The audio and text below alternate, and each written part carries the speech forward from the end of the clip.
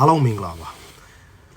ဒီနေ့ကျွန်တော်အနေငယ်ပြောချင်တာကပါလဲဆိုတော့ရခိုင်တွေရပါကြောက်ဒီလောက်ထိအတိုင်းအတာဒီလောက်အတိုင်းတာထိအောင်မြင်မှုရှိတယ်လဲဆိုတာကိုအနေငယ်ပြောချင်တယ်ရခိုင်ခေါင်းဆောင်တွေတော်များများမှအမြင်ကျဲတယ်ပြီးတော့သူတို့ကစိတ်ရှည်တယ်အလုတ်ကိုအလုတ်နဲ့တူအောင်တော်လှန်ရေးကိုတော်လှန်ရေးနဲ့တူအောင်လုပ်ကြတယ်ပြီးတော့တခုလှုပ်တော့မယ်ဆိုလို့ရှိရင်သူတို့ကရန်သူကိုလည်းအထင်မသေးဘူးနော်သူတို့ကပြူဟာကောင်းကောင်းဆွဲလာတယ်ဘယ်လိုပြူဟာနဲ့ဒီစခန်းကိုတင်နိုင်မလဲဘယ်လိုနီးနဲ့စစ်ကောင်စီငါတို့အနိုင်တိုက်မလဲဆိုတာသူတို့မှဘလန်ကောင်းကောင်းလှုပ်ထားတယ်ဘလန်လှုပ်ထားပဲတစ်ဖက်မှာသူတို့အင်စာလှုပ်ထားတယ်ဘာလို့ဆိုစစ်တိုက်တဲ့ဆိုတဲ့ကုံကြစရိတ်ကနေရာမဟုတ်ဘူးလူလက်တက်ပေးရတယ်နော်လက်လက်ခဲရလဲအများကြီးငွေအင်အားလဲလိုအပ်တယ်ဒါကြောင့်သူတို့ကဒီအရာတွေကိုအရင်ပလန်လောက်ထားတယ်အင်စာကောင်းကောင်းလောက်ထားပြီးမှသူတို့ကအလုပ်လုပ်တယ်ဒါကြောင့်အောင်မြင်မှုရှိတာကျွန်တော်တော်လှန်ရေးတချို့တွေဘာကြောင့်အောင်မြင်မှုမရနိုင်တယ်လဲဆိုတဲ့အခါကအင်စာလည်းမလောက်ဘူးပြူဟာလည်းမရှိဘူးဟာလားနာမည်ရဖို့တခုပဲရှာနေကြတယ်လွတ်မြောက်ဖို့တကယ်မလိုချင်ကြဘူးအေကတော့အခုလွတ်မြောက်ဖို့လိုချင်လို့သူ့ရဲ့ပြည်နယ်အတွက်မက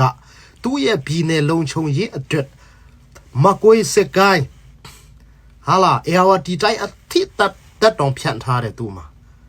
ရခိုင်ပြည်နယ်မှာလည်းရှိတယ်တခြားနေရာအထိတက်ဖြန့်ထားတယ်မဟာမိတ်လည်းများစွာလှုပ်ထားတယ်လက်တွဲညီနိုင်အောင်သူကလည်းကိုညီပန်ပိုးပေးတဲ့တစ်ဖက်မှာသူကအသက်လက်ဘေးဘီမှာတိုက်ပွဲဝင်ပေးတဲ့အချိန်ကြီးအထိသူတို့တွားတယ်အခုဒီမကွဲစကိုင်းဖက်မှာတော်တော်များများအေးမပါတဲ့နေရာတွေမရှိဘူးအကုန်လုံးနီးပါလို့ရပါဝင်မှုပါဝင်ပတ်သက်မှုရှိတယ်ဘာကြောင့်ဒီရခိုင်ပြည်နယ်လုံခြုံဖို့အတွက်ဆိုလို့ရှိရင်ချန်ဒီမကွေးစကိုင်းဖက်လည်းလွတ်မြောက်ဖို့လိုတယ်မကွေးစကိုင်းဖက်ကိုလည်းကောင်းကောင်းစစ်တိုက်ဖို့လိုတယ်ဆိုတာသူတို့နားလေတယ်သူတို့ရဲ့ဗျူဟာကရခိုင်ပြည်နယ်တခုအတွက်မဟုတ်ဘူးရေရှည်နော်ရခိုင်ပြည်နယ်တခုပဲလွတ်မြောက်ပြီးမှစကိုင်းမကွေးဖက်မလွတ်မြောက်ဘူးချင်းပြည်နယ်လည်းမလွတ်မြောက်ဘူးဆိုလို့ရှိရင်တော့စစ်ကောင်စီကရခိုင်ပြည်နယ်အမြဲတမ်းပြန်ဝင်လာနိုင်တယ်ဆိုတာသူတို့နားလေတယ်ပြီးတော့အခုရခိုင်ပြည်နယ်လွတ်မြောက်တဲ့မြို့နယ်နော်14ခုထဲမှာလဲသူကအုတ်ချုပ်ရေးရန်တရားအဆရစီးပွားရေးလူမှုရေးပညာရေးအမျိုးဒီမှာတိတ်တဆိတ်လုံးနေတယ်သူကအောက်ခြေမှာသူတို့မှာတကယ်ကိုအခုအတိုင်းအတာတခုအထိအောင်မြင်မှုသူတို့မှရှိနေပြီသူတို့ရဲ့အုပ်ချုပ်ရေးရန်တရားသူတို့ရဲ့စီးပွားရေးအတိုင်းဝိုင်းဖက်မှာလဲဘာလို့ဆိုအခုတော်လှန်ရေးကာလတော့ဖြစ်တဲ့အခါကျတဟုန်ထိုးချင်းတော့ပဲဖြစ်နိုင်ပါမလဲနော်တဆင့်ပြီးတဆင့်သွားတယ်သူတို့ကဒါမဲ့ဒီ online မှာငါတို့ဒါလုပ်ပါတယ်ငါတို့ဒီလိုလုပ်ပါတယ်ဆိုပြီးမှမပြတာဘူးသူတို့ထုံးဝတ်နိုင်တယ်လို့ထုံးဝတ်ပြီးမှလုပ်တယ်အရာမှာနော်ပြီးမှဒီမဟာမိတ်တွေကိုလည်းသူတို့ကလက်နဲ့ခဲရန်ကိုညပန်ပိုးနိုင်တယ်လို့ပန်ပိုးတယ်တင်တန်းပေးထားတယ်အမျိုးအစအရာမှာသူတို့တတ်နိုင်ဖက်ကနဲ့ကိုညပေးတယ်အခုကျွန်တော်တို့ချင်းပြည်နယ်မှာလဲချင်းညီနောင်နဲ့ဆိုလို့ရှိရင်တော့အေနဲ့ပူပေါင်းပြီးမှချင်းပြည်နယ်စစ်စင်ရေးတွေအများကြီးလုပ်ခဲ့တယ်ချင်းပြည်နယ်မှာအောင်မြင်မှုလည်းအများကြီးရှိတယ်အဲ့ဒါလို့အေရဲ့ကိုညီပန်ပိုးမှုနဲ့ချင်းညီနောင်အဖွဲ့တွေကလည်းအထိုက်တက်တဲ့လောက် in အားတွေကရှိလာတယ်ချင်းညီနောင်ကလည်းမလဲအခုအပြောင်းလဲတွေပြန်တဆင့်လှုပ်လာကြတယ်ဒါဟာဘာကြောင့်လဲဆိုတော့ကျွန်တော်စစ်ကောင်စီကိုကျွန်တော်နယ်မြေမှာပြန်မဝင်လာနိုင်တော့အောင်လွတ်မြောက်တဲ့နယ်မြေကိုကောင်းကောင်းထိန်းချုပ်နိုင်ဖို့ရအတွက်ဒါရည်ရွယ်ချက်နဲ့ဒါလုပ်တာဖြစ်တယ်ဒါကြောင့်ကျွန်တော်တို့အေလိုနီးပြူဟာကောင်းတဲ့အဖွဲ့အစည်း နဲ့ကျွန်တော်တို့လုံးဝပတ်သက်ဖို့လိုတယ်မပတ်သက်ချင်တော့မှချင်းနဲ့ရခိုင်ဆိုတာကအတူနယ်နိမိတ်ချင်းအင်နီနာချင်းဖြစ်တယ်ဆိုတော့အတူတူပူပေါင်းပြီးမှလှုပ်လို့ရမယ်လူမျိုးတွေဖြစ်တယ်ကျွန်တော်တို့ကရေရှည်မတွေးဘဲနဲ့အခုရေတူတစ်ခုနဲ့ပဲအများအားစကားပြောနေလို့ရှိရင်တော့ရန်သူပဲဖြစ်မယ်ငါတို့မလွတ်မြောက်နိုင်ဘူးအောင်မြင်မှုလည်းရမှာမဟုတ်ဘူးဒါကြောင့်ချင်းနဲ့ရခိုင်ဟာရေရှည်အတွက်ကျွန်တော်တွေးပြီးမှအကောင်းကောင်းအခုကရေနဲ့ပူပေါင်းပြီးမှလှုပ်ဖို့လိုတယ်မင်းရခိုင်မလို့မင်းချင်းမလို့ဆိုတဲ့အမြင်နဲ့ကျွန်တော်တို့တွားနေဒါကအစွန်းရောက်လို့နဲ့အမြင်တွေဖြစ်တဲ့အတွက်ကြောင့်ကျွန်တော်တို့အတွက်ကအသုံးမဝင်ဘူးကျွန်တော်ရဲ့ generation အနာဂတ်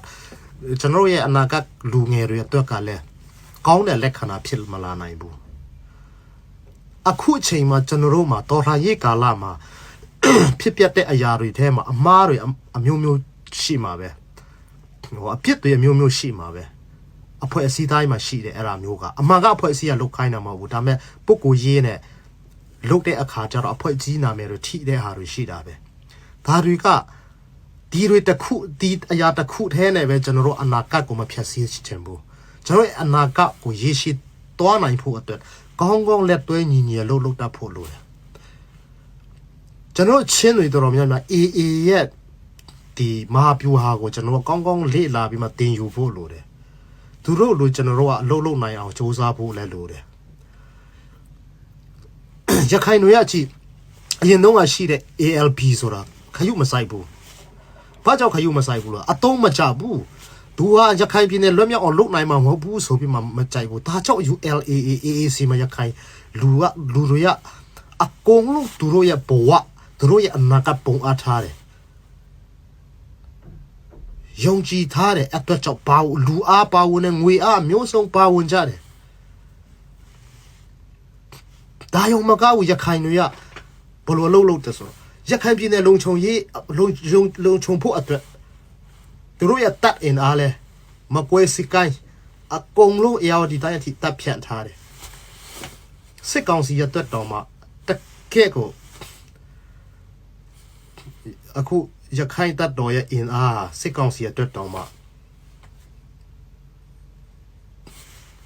ဟိုပါလေလွယ်နဲ့နိုင်ဖို့အခြေအနေမရှိဘူးလေရင်တစ်ခုရှိလို့တာစစ်ကောင်စီကတိုက်နိုင်တာတကယ်လေရင်နဲ့တုံးဘူးဆိုလို့ရှင်အေအေကအခုကြောက်ဖြူလို့ဆိုလို့စစ်တွေလို့အကုန်လုံးတိန်းတော့မှာမန်အောင်လို့လားနော်ဒါတွေတိန်းတော့မှာဒါတော့အခုတိန်းလူဆဲဖြစ်နေတယ်ဒါမကြဘူးဒီ2026အတွင်းမှာကြောက်ဖြူလို့တောင်မှတိန်းလာနိုင်တယ်အေအေကဒါစီလုံးမှုပြီးမှလွတ်မြောက်ခြင်းစိတ်ရှိတဲ့ခံစိတ်လွတ်မြောက်ခြင်းစိတ်ပြင်းပြတဲ့လူမျိုးတိုင်းဟာစ조사ရတယ်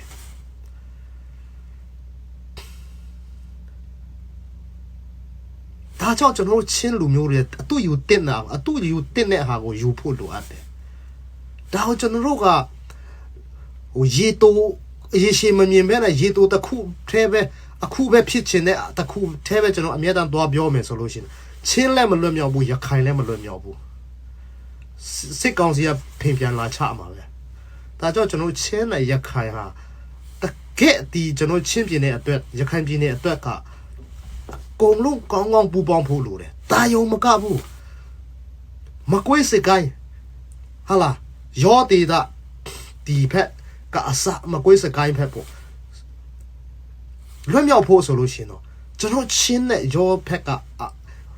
ဒီအညာမြေတော်လှန်ရေးစကိုင်းမှာကိုရတော်လှန်ရေးသမားတွေနဲ့လည်းကောင်းကောင်းချစ်ဆက်ပြီးမှတိုက်ပွဲဝင်ဖို့လိုတယ်ချင်းအတွက်လည်းဒါဆိုရင်ကျွန်တော်ချင်းပြည်နယ်အတွက်ကလည်းလုံခြုံမှုရှိတယ်ဒီအရာကိုကျွန်တော်တွန်းလှန်လာနိုင်ပြီဆိုလို့ရှိရင်စစ်ကောင်စီကတော့စိတ်ကုန်လာလိမ့်မယ်ကျွန်တော်မစီလုံးရင်စစ်ကောင်စီအတွက်ကအခွင့်အရေးပဲအခုဆိုရွေးကောက်ပွဲပြီးပြီရွေးကောက်ပွဲပြီးလာတယ်နဲ့ဘယ်လိုလာမလဲဆိုတာပိုဆိုးလာနိုင်တယ်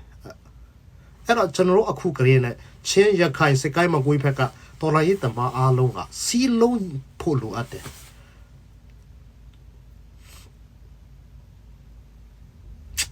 ဟုတ်ပြီအဲ့လောက်